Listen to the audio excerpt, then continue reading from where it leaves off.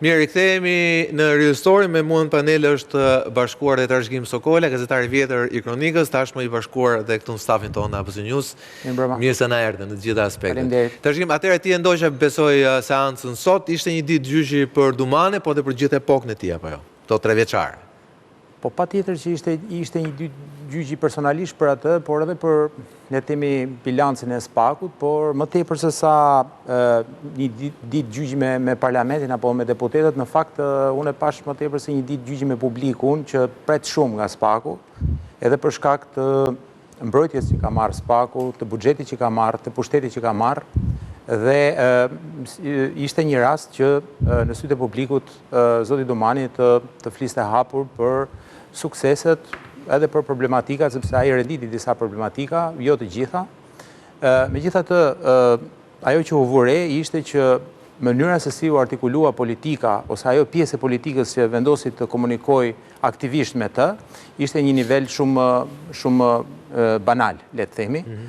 Nuk prekën problematikat kryesore që SPAK-u ka, ose që edhe vetë zoti Dumani ka ngritur, si që është për shembull disa presione që ai përmendi disa herë nga krimi organizuar, për të cilat normalisht duhet ishte një sinjal i kuq për të dy krahët e politikës.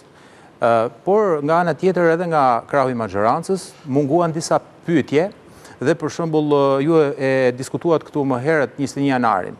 Për shembull unë kam ndjekur artikulimin që bëjnë përfaqësues të maxhorancës çdo përvjetor të 21 janarit, ku thonë që është çështje drejtësisë, është çështje gjykatave, është çështje prokurorisë. Unë mendoj që unë ka këto 2 vite fundit kam vetëm i pyetur për ato trëndafilat. Janë trëndafil real apo janë trëndafil nga ato që na jepshin parakalimet e 1 majit, ato prodhim kinez? Po. Besoj se sot ishte rasti që politika ta sensibilizonte zotin Dumani që kjo çështje pret një përgjigje. Është në dorën tënde dhe pret një përgjigje.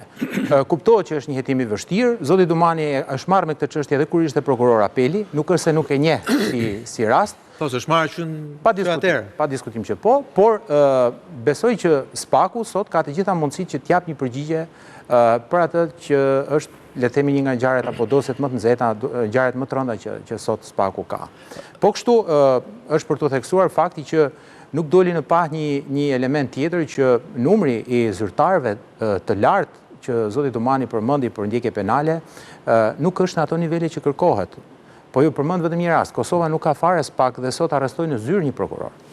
Zoti Dumani nuk e ka bërë këtë gjë deri tani që po flas. Karamuçi thotë duke patur dhe indicie për rrjedhje informacioni duke pasur indicie brenda institucionit. Nuk kemi prokuror të arrestuar në zyrë, nuk kemi gjyqtar të arrestuar në zyrë, nuk kemi drejtor.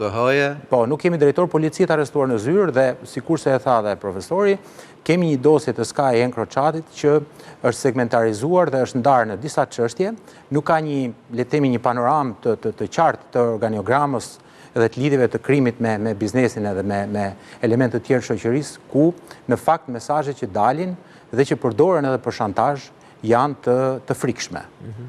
Besoj se SPAK-u ka përgjegjësinë që jo vetëm përballë publikut shqiptar, por edhe përballë partnerëve gjerman dhe francez, spanjoll dhe holandez, edhe belg, të cilët ja kanë dorëzuar këtë dosje me shpresën që SPAK-u do të veprojë. Dhe pavarësisht se Eurojusti e ka cilësuar SPAK-un si një rast suksesi, besoj që dërgimi i kësaj çështje në fund është një përgjegjësi shumë e madhe për SPAK-un.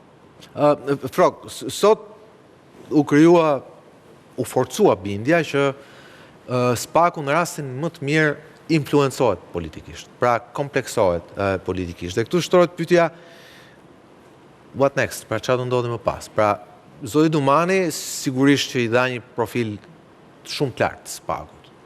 Pra sot mund të diskutojmë për bilancet e tij, por një nga bilancet e padiskutueshme është që i dha një profil publik që nuk e kishte në 3 vitet e para. Por sot jemi tek ajo dilema, kush e kontrollon kontrolluesin, që është një dilemë që e kanë hapur kryesisht qarqe që janë nga të dyja palët, dhe nga ana tjetër ka një kërkesë në rritje të perceptimit publik që SPAK-u të jetë sa më i pavarur në punën e tij. Pra, çfarë ndodh kështu si e pam ne këtë bilanc, siç e lexuam sot nga faktet, nga mënyra si foli, si u shpreh Dumani. Pra, si parashikon, si duhet të jenë të rivjetashme, sepse kjo nxjerr edhe profilin që i duhet SPAK-ut në drejtuesin e tij të ri. Po e marr fjalën nga ajo që thatë ju që kërkon me çdo kusht të jetë sa më i pavarur. Publiku. Qysh prej fillimit, në disa prej parimeve themelore që ka shteti, SPAK ka dëshmuar se po i shkel parimet dhe po devijon shumë instrumente të shtetit. Duke kërkuar pavarësi, si thua në ajër, po pavarësi të plot, SPAK e deformoi realisht qëndrimin e tij në raport me gjithë instrumentet e tjerë superior të shtetit. SPAK, siç e kemi dëgjuar në gjithë edhe kemi përfolur, SPAK krijoi përshtypjen shumë të gabuar se ne jemi republikë prokurorësh.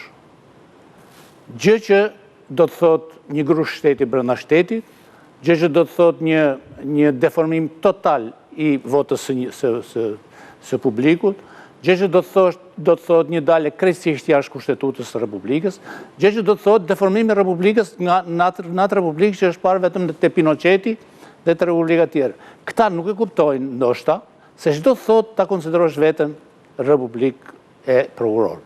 Çfarë ndodhi me ta?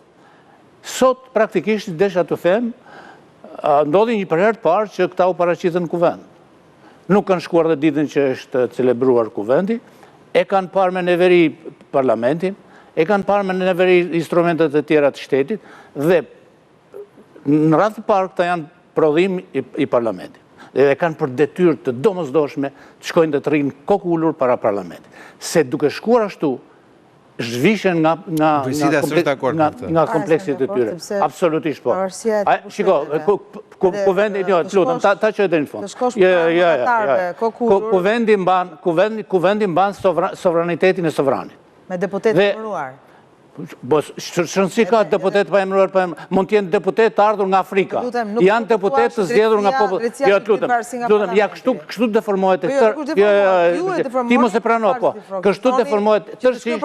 Dëgjo, kjo është populiste. Kjo që thot i njerë për t'i bërë, do t'i bësh shefin sa njerëzve të pazari ri. Shko të pazari dhe thua, ore, do ngrem gjukat, do ngrem prokurorin kundër parlamentit. Është nonsens. Është pa dituri gjëja më vogël është padituri. Pastaj pjesa tjetër është një qëllim krejt i keq i shëmtuar për ta shembur Republikën nga brenda. Jo, prit. Dhe pastaj kompleksiviteti.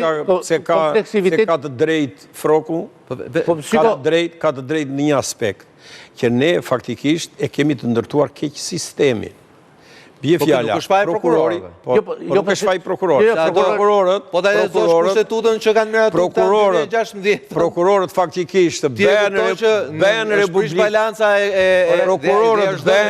prokurorët e SPAK-ut, një pushtetë. Prokurorët e SPAK-ut bënë Republikë e prokurorëve, se faktikisht ata hierarkin nuk ekziston, s'kam prokurorët përgjithshëm, e para. KLP-ja nuk futet dot në punët e tyre. Edhe s'futet dot. Iledeja, që themin e Iledeja ka... Gjithë sistemi është faqe zedh. Edhe në një sistem që është këshu i ndërtuar kaq keq,